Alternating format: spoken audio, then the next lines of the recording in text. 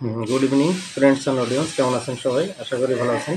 আমি ডক্টর আশিস মজুমদার আজকের সান্ধ্যকালীন অধিবেশনে আপনাদের সকলকে স্বাগত জানাচ্ছি। তো আপনারা জানেন আমাদের এই প্ল্যাটফর্মে দুই ক্যাটাগরির লেসন শেয়ার করা হয়ে থাকে। নাম্বার ওয়ান, ইংলিশ ল্যাঙ্গুয়েজ অর্থাৎ ইংলিশ গ্রামার, এবং আরেকটি হচ্ছে হোমিওপ্যাথিক মেডিকেল সায়েন্স। তো আজকে আমাদের যে ক্লাসটি হতে চলেছে সেটি হচ্ছে ইংলিশ ল্যাঙ্গুয়েজের উপরে। তো আজকে আমরা ইংলিশ ল্যাঙ্গুয়েজের অ্যাপ্লাইড অংশের, অর্থাৎ ইংলিশ গ্রামারের দুটো অংশ থাকে, একটা হচ্ছে বেসিক আর একটা হচ্ছে অ্যাপ্লাইড। তো অ্যাপ্লাইড অংশের রাইট ফর্ম অফ ভার্বস নিয়ে ছোট্ট একটি লেসন শেয়ার করব। আমরা ইতিমধ্যে 5টি কি 6টি এরকম রুল কিন্তু আমরা শেষ করে ফেলেছি। আজকে 7 নম্বর একটা রুল আমরা এখানে দেখব। তো এই রুলটি কি?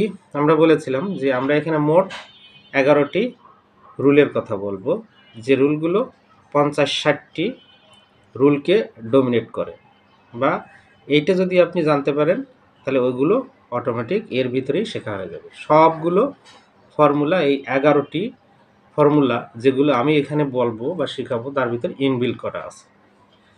আচ্ছা, আজকের যে রুলটি বলবো সেখানে কি লেখা থাকবে? ধরুন একটা স্কোয়ার বক্স, এর মধ্যে লেখা থাকবে যে কোনো সেন্টেন্সের মধ্যে যখন একটা গ্যাপ থাকবে এবং সেখানে যদি ভার্ব ইউজ করতে বলা হয় রাইট ফর্মে, যদি রাইট ফর্মে ভার্বটা ইউজ করতে বলা হয়, ঠিক ওই গ্যাপের আগে কি আছে এটা ভালো করে অবজার্ভ করতে হবে।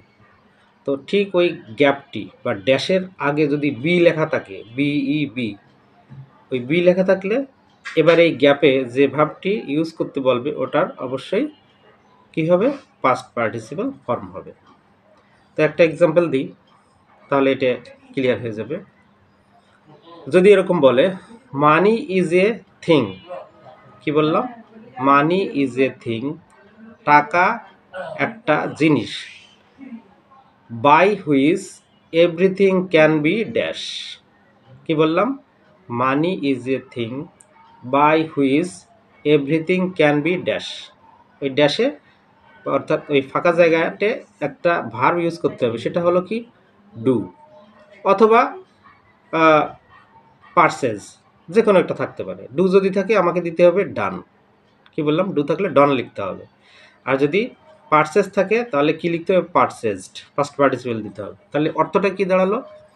Money is a thing by which everything can be done, অর্থাৎ টাকা এমন একটা জিনিস যা দ্বারা সব কিছুই করা যায়। এই যে একটা, যদি ডু থাকে ডান লিখতে হবে। আর যদি পারচেজ থাকে, পারচেজ মানে কেনা, তাহলে কি হবে? Money is a thing by which everything can be purchased, ব্যাস হয়ে গেল। তাহলে বি যদি থাকে, তারপরে যে গ্যাপটা থাকে সেখানে যে ভার্বটি সঠিক ফর্মে লিখতে হবে তা হবে পাস্ট পার্টিসিপেল দিয়ে ওই গ্যাপটি ফিল আপ করতে হবে।